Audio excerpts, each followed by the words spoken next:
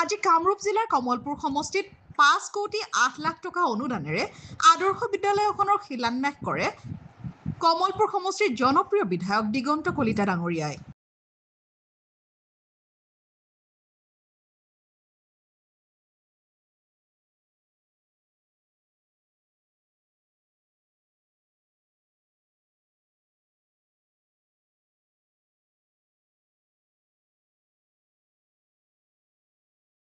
এই বিদ্যালয়খনে ভৱিষ্যতে ল'ৰা ছোৱালীক ভাল আদৰ্শ দেখুৱাবলৈ সক্ষম হ'ব বুলি মত প্ৰকাশ কৰাৰ লগতে মুখ্যমন্ত্ৰী আৰু শিক্ষামন্ত্ৰীকো তেখেতে ধন্যবাদ জ্ঞাপন কৰে।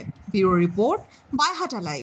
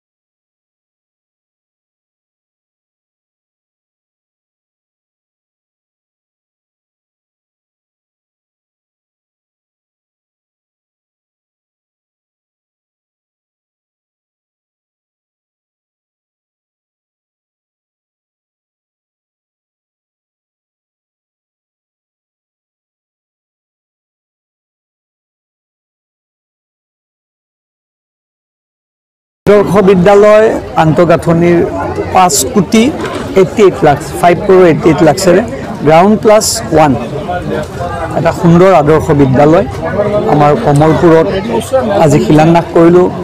মই ভাবোঁ যে এই আদৰ্শ বিদ্যালয়খনে আমাৰ এক আদৰ্শ হিচাপে থাকিব।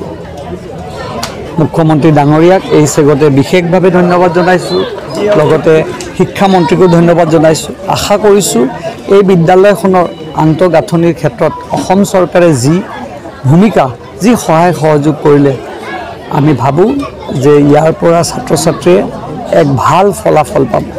ইয়াৰ পৰা এই স্কুলখনে এই অঞ্চলৰ বিকাশ আৰু পৰিৱৰ্তনৰ ক্ষেত্ৰত এক ভাল ফলাফল পাব বুলি আমি আশা কৰিছোঁ। মোৰ বিশ্বাস এই আদৰ্শ বিদ্যালয়ৰ পৰা আমি ভৱিষ্যতে নতুন প্ৰজন্মক এক আদৰ্শ দিয়াৰ উদাহৰণ থাকিব বুলি আমি আজি সকলোৱে মনত এক চিন্তা লৈছোঁ।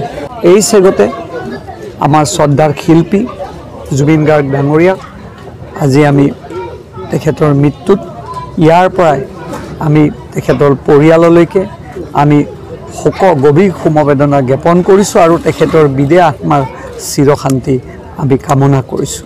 আৰু জুবিন গাৰ্গে ভাল পোৱাৰ দৰে এক নাহৰৰ পুলি বা গছপুলি আমি ৰোপণ কৰি তেখেতে ভাল পোৱা প্ৰকৃতিক ভাল পোৱা জীৱ জন্তুক ভাল পোৱাৰ এক উদাহৰণৰ চানেকি হিচাপে আমি ইয়াত গছপুলি ৰোপণ কৰিছোঁ। আৰু লগতে সমগ্ৰ ৰাইজক যিহেতু জুবিন গাৰ্গে নাহৰ পুলি ভাল পাইছিল, নাহৰৰ গছপুলি ভাল পাইছিল, আমি সকলোকে তেখেতে ভাল পোৱা যিকোনো ব্যৱস্থা যি ব্যৱস্থাই সমাজখন গঢ়ে, কোনোবাই শিল্পীৰ ক্ষেত্ৰত, কোনোবাই সমাজৰ ক্ষেত্ৰত, দুখীয়া মানুহক সহায় কৰাৰ ক্ষেত্ৰত যেনেকৈ পাৰে জুবিন গাৰ্গৰ ভালপোৱাৰ চিন হিচাপে আমি এইখন মঞ্চৰ পৰাই কৰিবলৈ আহ্বান জনাইছোঁ। আৰু মই ভাবোঁ তেতিয়াহে জুবিন গাৰ্গৰ আত্মাই চিৰশান্তি কামনা কৰিব। মোৰ একেবাৰে বিশ্বাস মই আজি জুবিন গাৰ্গ ডাঙৰীয়াৰ কাৰণে মোৰ কৰাৰ হেঁপাহ আছে, কিন্তু মই আজি কিবা এটা কৰিম বুলি কোৱাৰ লগে লগে ৰাইজৰ প্ৰথম আমি আলোচনা কৰিলোঁ।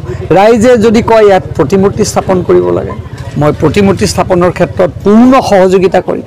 ৰাইজে কয় যদি বোলে এখন ন্যাস খুলিব লাগে, তেখেত শিল্পী আছিল, একাডেমি খুলিব লাগে, সংগীত বিদ্যালয় এখন খুলিব লাগে, মই সেইটোৰ ক্ষেত্ৰতো আছোঁ। মুঠতে ৰাইজে যি ধৰণে বিচাৰে জুবিন গাৰ্গ আমাৰ হাৰ্টটপ আছিল আৰু জুবিন গাৰ্গ আমাৰ হৃদয়ত আছিল, তেওঁ সদায় আমাৰ হৃদয়ত থাকিব। জুবিন গাৰ্গ যদিও আজি নাই, আমাৰ মনত জুবিন গাৰ্গ আজিও আছে। আৰু লগতে মই অসম চৰকাৰকো আহ্বান জনাইছোঁ যে জুবিন গাৰ্গৰ যি বিচাৰ, সেই বিচাৰ অতি ক্ষীপ্ৰতাৰে আগুৱাই লৈ যাওক।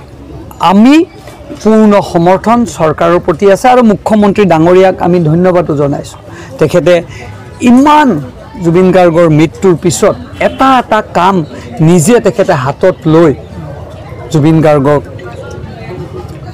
অসমৰ কাৰণে হীৰাৰ টুকুৰা আছিল সেই হীৰাৰ টুকুৰাটো জনক বা সেই শিল্পীজনক যদিও তেওঁ আমাৰ মাজত জীয়াই থকা নাই কিন্তু জীয়াই থকাৰ কাৰণে তেখেতে প্ৰয়াস কৰিছে মুখ্যমন্ত্ৰী ডাঙৰীয়াৰ চেষ্টাত আমি কোনো ত্ৰুটি কৰা নাই আৰু আমি প্ৰত্যেকজন অসমবাসী ৰাইজে মুখ্যমন্ত্ৰী ডাঙৰীয়াৰ লগত এই ক্ষেত্ৰত সহযোগিতা গ্ৰহণ কৰোঁ